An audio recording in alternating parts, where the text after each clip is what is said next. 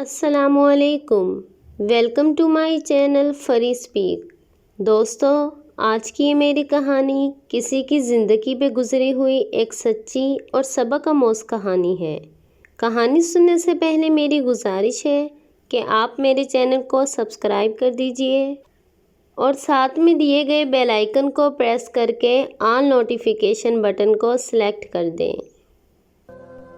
بانو 4 بھائیوں کی اکلوتی بہن تھی۔ بانو تقریباً 2 سال کی تھی جب اس کے ماں باپ گزر گئے تھے۔ اس کے لیے اس کے بھائی ہی اس کے ماں باپ تھے۔ بھائیوں نے ہی اپنی بہن کو بڑے لاڈ پیار سے پالا تھا۔ بانو سب بھائیوں کی لاڈلی تھی اور بانو بھی سب بھائیوں سے بہت پیار کرتی تھی۔ میٹرک میں پاس ہوئی تو بانو نے کالج جانا شروع کر دیا۔ کچھ ہی دن گزرے تھے کہ بانو کو ایسے لگا جیسے کوئی لڑکا اس پر نظر رکھے ہے۔ بانو کافی دنوں سے اس لڑکے کو دیکھ رہی تھی اور بانو ہمیشہ اس کو نظر انداز کرتی تھی۔ بانو کے بھائی بہت شریف تھے اور بانو خود بھی ایک نیک لڑکی تھی۔ وہ 5 جگانہ نماز بھی ادا کرتی تھی۔ بانو کے ماں باپ بہت شریف اور اچھے تھے۔ سب گاؤں والے ان کی عزت کرتے تھے کیونکہ بانو کے ابو گاؤں والوں کے فیصلے کرتے تھے۔ جب بھی کوئی مسئلہ ہوتا تو لوگ انہی کے پاس آتے تھے۔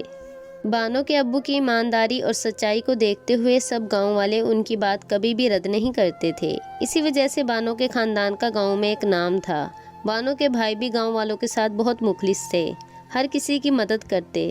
بانو کے 2 بھائیوں کی شادی ہو چکی تھی۔ بانو کی بھابیاں جب بھی بانو کو روک ٹوک کی باتیں کرتی تو بانو کے بھائی اپنی بیویوں کو بولتے کہ خبردار اگر ہماری بہن کو کسی چیز سے روکا یا ڈانٹا تو بانو اتنے میں ہی خوش ہو جاتی تھی۔ بانو کا ایف اے کا دوسرا سال چل رہا تھا۔ وہ لڑکا اب بھی بانو کے پیچھے آتا، اس کو دیکھتا رہتا۔ 1 سال ہو چکا تھا۔ ایک دن وہ بانو کے پیچھے آ رہا تھا کہ اچانک بانو کے پیچھے آ کر کھڑا ہو گیا اور کہنے لگا میں تم سے بہت پیار کرتا ہوں۔ تو بانو بھی اس کو چوری چوری دیکھنے لگی تھی۔ 2-3 مہینے گزر گئے تھے۔ اب بانو کو اس لڑکے کا نام پتہ چل چکا تھا۔ اس کا نام عرفان تھا۔ عرفان اور بانو اب خطوں کے ذریعے بات کرتے تھے۔ ایک دن عرفان نے اس کو کہا کہ میں تمہیں موبائل لے دیتا ہوں، اب ہم اس پر بات کیا کریں گے۔ تو بانو نے جواب میں کہا نہیں تم رہنے دو، میں اپنے بھائی سے خود کہوں گی وہ مجھے موبائل لے کر دے دیں گے۔ عرفان نے کہا ٹھیک ہے۔ بانو نے ایف اے کا فائنل امتحان پاس کر لیا تھا۔ بانو کے بڑے بھائی نے کہا بتاؤ میری گڑیا تمہیں تحفے میں کیا چاہیے؟ تو بانو بولی بھائی جان آپ مجھے موبائل دے دیں۔ تو بھائی نے بھی انکار نہ کیا اور بانو کو اگلے دن ہی موبائل لے دیا۔ بانو بہت خوش تھی۔ اس کی دونوں بھابیاں کہنے لگی لڑکی اب جوان ہو گئی ہے، یہ اب شادی کے لائق ہے، کوئی اچھا رشتہ دیکھ کر اس کی شادی کر دیں۔ تو بھائیوں نے سوچا یہ بات بھی ٹھیک ہے، کیوں نہ پہلے اپنی بہن سے بات کی جائے پھر رشتہ تلاش کرتے ہیں۔ جب بھائیوں نے بانو سے بات کی تو بانو کہنے لگی نہیں بھائی جان میں نے ابھی عالمہ کا کورس کرنا ہے اور یہ میرے دل کی خواہش ہے، میں یہ کورس کر لوں پھر آپ میری شادی کر دینا۔ بھائی بھی اس بات پر راضی ہو گئے۔ بانو اب مدرسے جانا شروع ہو گئی تھی۔ عرفان اب بھی اس کے پیچھے جاتا تھا۔ جب مدرسے سے اپنے گھر آتی تو گھنٹوں گھنٹوں اپنے کمرے سے باہر نہ نکلتی اور کمرے میں موبائل پہ عرفان سے باتیں کرتی رہتی۔ بانو کی بھابیوں نے جب بانو کی یہ تبدیلی دیکھی تو انہوں نے اپنے خاوندوں سے بات کی تو انہوں نے کہا خبردار اگر دوبارہ ہماری بہن کے بارے میں ایسی کوئی بات کی، ہمیں اپنی بہن پر پورا اعتبار ہے۔ بانو کا کورس مکمل ہونے والا تھا۔ ایک دن عرفان نے بانو کو بتایا کہ میرے گھر والے میرا رشتہ کہیں اور دیکھنا چاہ رہے ہیں۔ تو بانو نے عرفان سے کہا نہیں میں اپنے بھائیوں سے بات کرتی ہوں، تم اپنے گھر والوں سے بات کرو، میرے بھائی کبھی بھی میری بات کو نہیں ٹالتے، وہ ضرور مان جائیں گے۔ لیکن بانو کے بھائی نہ مانے۔ بانو کے بھائی کہنے لگے نہیں ہم نے کسی ایسے خاندان میں شادی نہیں کرنی جہاں تم خوش نہ رہو، جہاں تمہاری خواہشات کا گلا گھونٹا جائے، جہاں تم چھوٹی چھوٹی چیزوں کے لیے ترستی رہو۔ ہم تمہاری شادی کسی اچھے اور اونچے خاندان میں کرنا چاہتے ہیں جہاں تم ہمیشہ خوش رہو۔ میری بہن تمہاری خوشی میں ہی ہماری خوشی ہے۔ عرفان بانو کے پڑوس والے گاؤں میں ایک چھوٹے سے قصبے میں رہتا تھا۔ عرفان بانو جتنا تو پڑھا لکھا نہ تھا اور نہ ہی امیر تھا، بڑی مشکل سے گھر میں گزر بسر کر رہا تھا۔ عرفان کا گھر بھی کوئی اتنا خاص نہ تھا۔ عرفان میٹرک پاس تھا، کسی دفتر میں نوکری کرتا تھا، اسی وجہ سے بانو کے گھر والوں نے عرفان کے رشتے کے لیے انکار کر دیا۔ بانو اپنے بھائیوں کی بات سن کر رونے لگی اور روتے روتے اپنے کمرے میں چلی گئی۔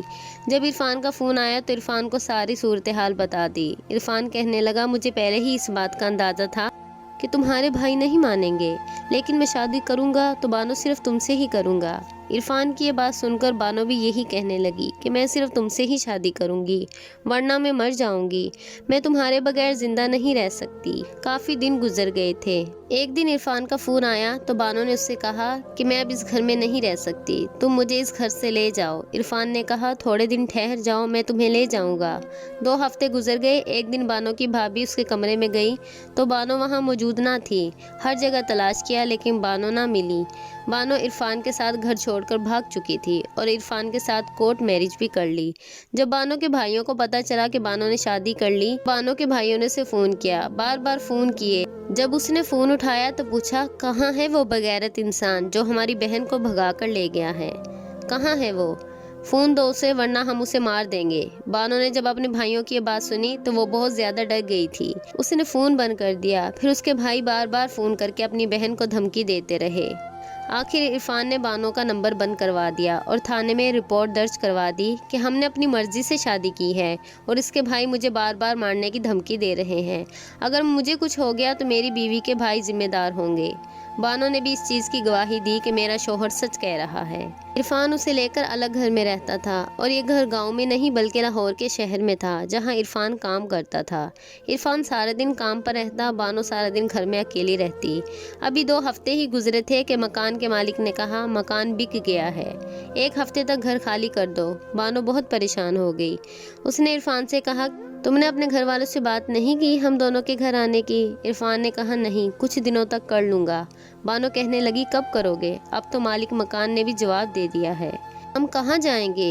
عرفان نے کہا کچھ دن ہم میرے دوست کے گھر رہ لیں گے، میں اتنی دیر میں اپنے ماں باپ سے بات کر لوں گا، پھر تمہیں اپنے گھر لے جاؤں گا۔ بانو نے کہا ٹھیک ہے۔ 1 ہفتہ گزر گیا تو عرفان بانو کو لے کر اپنے دوست کے گھر آ گیا۔ عرفان کا دوست شادی شدہ تھا، اس کی ایک بچی بھی تھی۔ شروع میں عرفان کے دوست کی بیوی کا سلوک بانو کے ساتھ بہت اچھا تھا، لیکن 5 دن گزرنے کے بعد ہی وہ کسی نہ کسی بہانے سے بانو کو باتیں کرنے لگی۔ بانو نے جب عرفان سے اس کے متعلق بات کی تو کہنے لگا میں کچھ بندوبست کرتا ہوں۔ بانو نے کہا کیا مطلب؟ تم نے ابھی تک اپنے گھر والوں سے بات نہیں کی؟ عرفان نے ایک کمرہ لیا، بانو کو لے کر ایک کوارٹر میں چلا گیا۔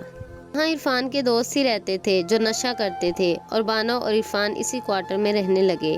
عرفان صبح کام پر چلا جاتا، بانو اکیلی رہتی۔ عرفان رات کو گھر واپس آتا۔ کچھ دن تو ایسے ہی گزر گئے، لیکن 2 ہفتے بعد عرفان صبح 2 گھنٹے بانو کے پاس گزارتا اور رات کو گھر واپس نہ آتا۔ وہ اپنے ماں باپ کے پاس واپس گھر چلا جاتا تھا۔ بانو اس کمرے میں ساری رات تنہا گزارتی۔ اگر دروازے پہ دستک ہوتی تو بانو ڈر جاتی کہ کہیں کوئی نشہ آور آدمی نہ ہو اور بانو ڈر کے مارے دروازہ نہ کھولتی۔ عرفان نے ایک دن بانو کو بتایا کہ اس کے گھر والے اس کی شادی کرنا چاہتے ہیں تو بانو بہت روئی اور اس سے بولی تم نے ابھی تک میرے متعلق بات نہیں کی، کب کرو گے؟ اب تو حد ہی ہو گئی ہے۔ عرفان نے کہا یار میں کر لوں گا بات، تم پریشان مت ہو، میں لازمی کروں گا۔ عرفان بانو کو بس یہی کہتا رہتا تھا میں آج بات کروں گا، میں کل بات کروں گا، اور ان کی شادی کو 2 ماہ گزر گئے تھے۔ عرفان نے بانو کو گھر تو دلا دیا لیکن وہ کسی قید خانے سے کم نہ تھا۔ بانو ان 2 مہینوں میں سب کچھ بھول چکی تھی، وہ ہر چیز کو ترس رہی تھی۔ کبھی کبھی عرفان اس کی پسند کی چیزیں لے آتا اور کبھی تو وہ اندر ہی اندر روتی رہتی میں کس عذاب میں پھنس گئی ہوں۔ بانو کو وہ 2 ماہ ایسا محسوس ہوا جیسے باہر کے لوگ، باہر کی دنیا اس نے کبھی دیکھی ہی نہ ہو۔ بانو بار بار عرفان کو کہتی اپنے گھر والوں سے بات کرو، مجھے گھر لے چلو، لیکن عرفان نے اپنے گھر والوں سے بات ہی نہ کی اور اس کے گھر والوں نے آخرکار اس کی دوسری شادی کر دی۔ اب عرفان صبح 9 بجے کے وقت بانو کے پاس آتا اور کھانے پینے کی چیزیں دے کر چلا جاتا۔ بانو سارا دن اور ساری رات اکیلی رہتی، وہ روتی رہتی اور چیختی چلاتی۔ اس کی آہیں سننے والا کوئی نہ تھا اور وہ چیخ چیخ کر کہتی یا اللہ کسی بھی لڑکی پر ایسا وقت نہ آئے جیسا مجھ پر آیا ہے، نہ ہی کوئی لڑکی اپنے گھر والوں کی بات کو نظر انداز کرے۔ اکیلے کمرے کی 4 دیواری میں رہ کر اپنی زندگی سے اکتا چکی تھی۔ آخرکار بانو اپنی زندگی سے تنگ آ گئی اور اس نے اپنے آپ کو جلا لیا، اور بانو کی چیخیں بھی سننے والا کوئی نہ تھا سوائے اس کمرے کی دیواروں کے۔ بانو کی چیخیں اس کمرے میں دب کر رہ گئی اور بانو اللہ کو پیاری ہو گئی۔ دوستو، امید ہے آپ کو آج کی ہماری کہانی پسند آئی ہوگی۔ آپ بھی اپنی قیمتی رائے کا اظہار کمنٹ سیکشن میں ضرور دیجیے گا اور ہماری ویڈیو کو لائک اور شیئر کرنا مت بھولیے گا۔